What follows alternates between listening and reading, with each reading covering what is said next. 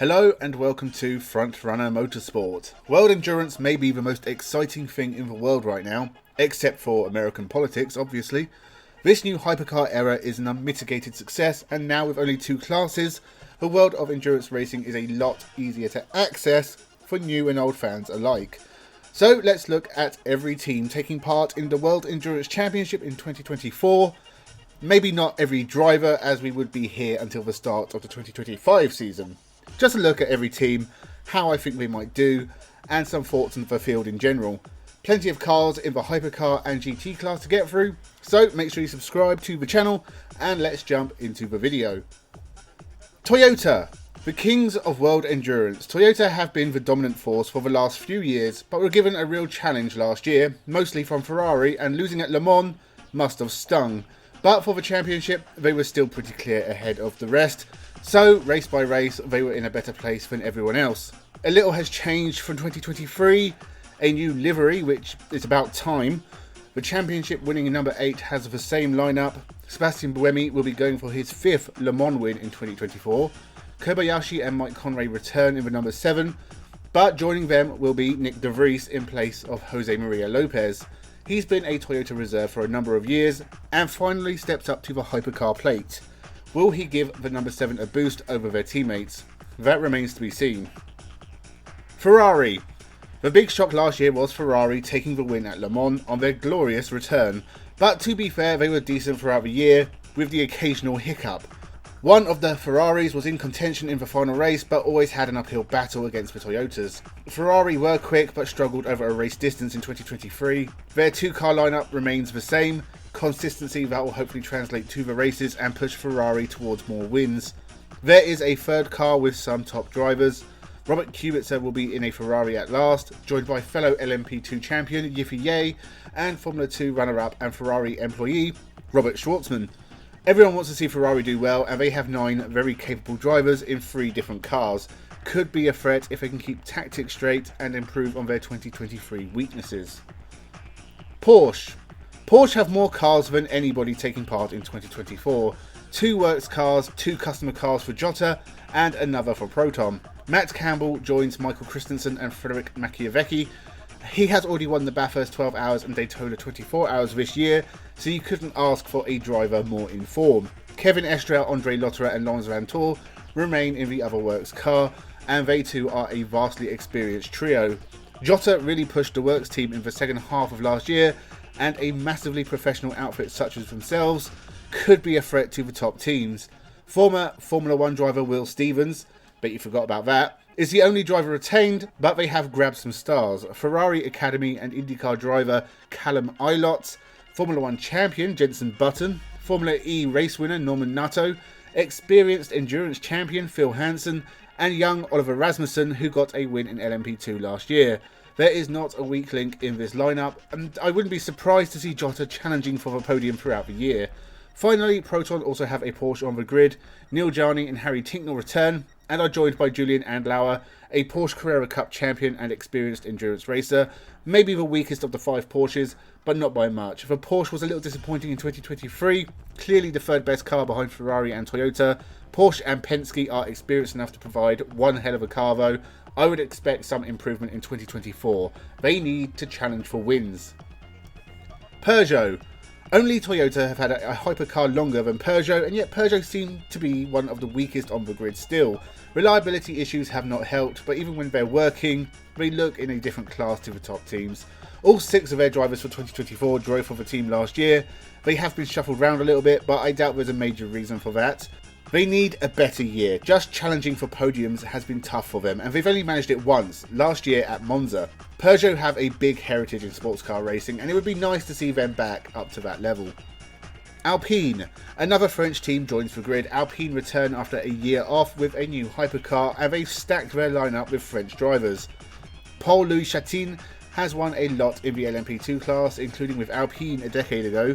Charles Milesi has won the LMP2 World Championship and his class at Le Mans. Nicolas Lapierre has been around forever and has won plenty, and Mathieu Vaxivière is a reigning European Pro-Am LMP2 champion. The 2 not French drivers are Formula 1 dropout Mick Schumacher and Ferdinand von Habsburg, who has won everything. European and Asian Le Mans, World Endurance and 24 Hours of Le Mans, all won at LMP2 level.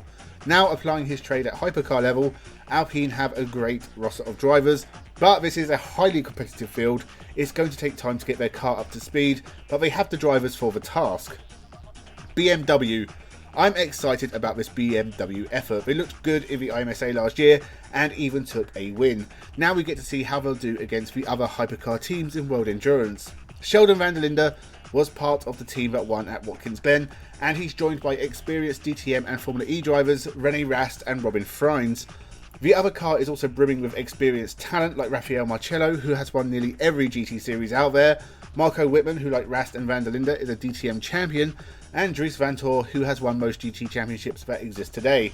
I can see this car fighting for 4th overall with the likes of Alpine, Peugeot, Cadillac and Lamborghini, but in the next couple of years, I'm sure BMW will turn the M Hybrid into a winning machine.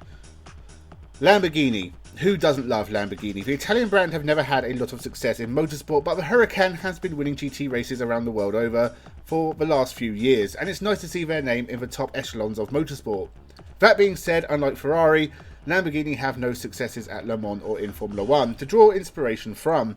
Only one Lamborghini-powered car has ever made it onto a Formula 1 podium, and that was a Larousse driven by Aguri Suzuki. Iron Lynx are a team running the operation, and by themselves, they have had plenty of success over the last few years. And they, like everyone else, have a really good driver lineup. Daniel Kvyat actually has more Formula 1 podiums than Lamborghini. Mirko Bortolotti has been winning races in DTM in a Lamborghini and was runner-up in the series last year. Eduardo Mortara has been a top contender in Formula E, runner-up in that and DTM some years ago. This is his first attempt at the World Endurance Series, and like others on the grid, this will be a data-gathering year for Lamborghini. Cadillac. I'm a little disappointed that Cadillac only have one car, but they were a pleasant surprise last year battling with Porsche for podium spots. The Cadillac even beat both Porsches in the final championship. Going to be difficult to do that again. Also, with Formula 1 potentially still on the table, I'm not sure how long we will see Cadillac on the World Endurance grid.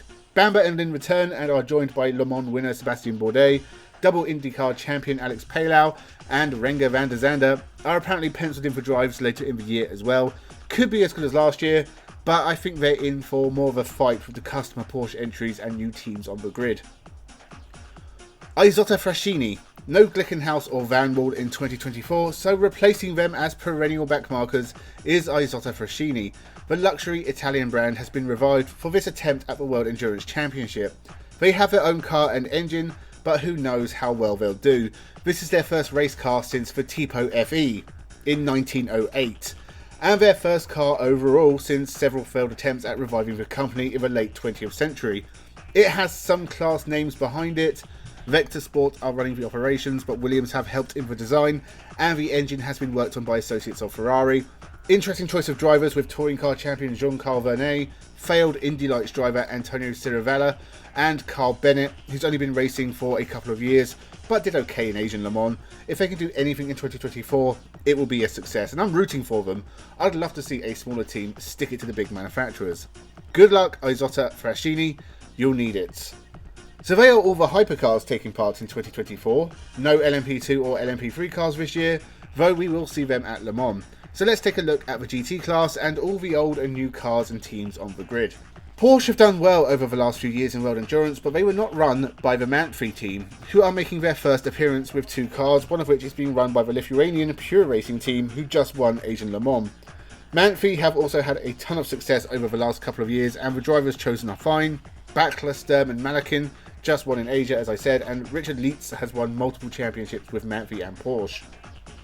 Ferrari have Castellacci, Rigon and Fleur, and Simon Mann and Alessio Rivera are also very experienced as well, and the AF Corsa Ferrari are one of the most successful GT teams in World Endurance.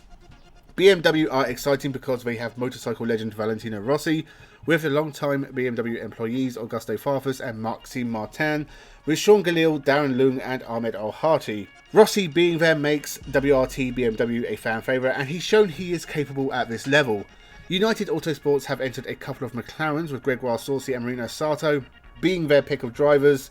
Nika Pino has some endurance experience, but do you remember Josh Cagill's time in the BTCC? I barely do.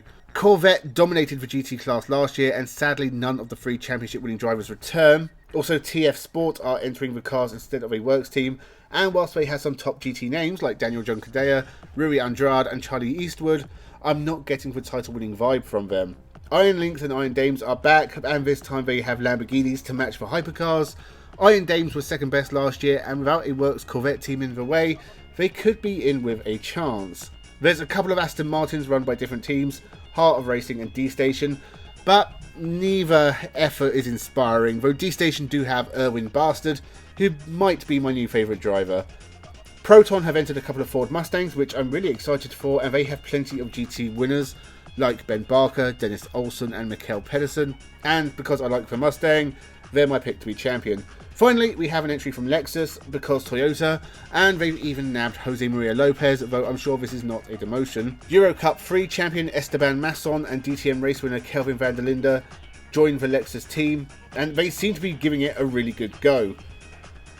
So they are all the teams and cars taking part in the World Endurance Championship in 2024. If I had to pick a winner, then Toyota are the obvious choice for the hypercar class. Not much has changed for them except Nick De Vries and a new livery, and they have been so comfortably on top for so long, it's hard to imagine that ending anytime soon, especially so soon into the hypercar era.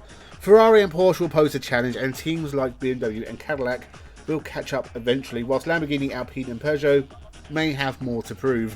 I think number 7 Toyota will win the championship, but we will get another Le Mans shock with the number 5 Porsche Penske taking their first win. In the GT class, honestly, anybody could be champion. I like the Ford Mustang, Lexus have a really strong driver lineup, and you can't bet against Porsche and Ferrari here, but I'll go for the Iron Dames, taking that final step and winning the GT class in 2024 ahead of one of the Team WRT BMWs. Let me know your thoughts down below, leave your predictions in the comments. Make sure you subscribe to the channel. Thank you for watching and have a good one.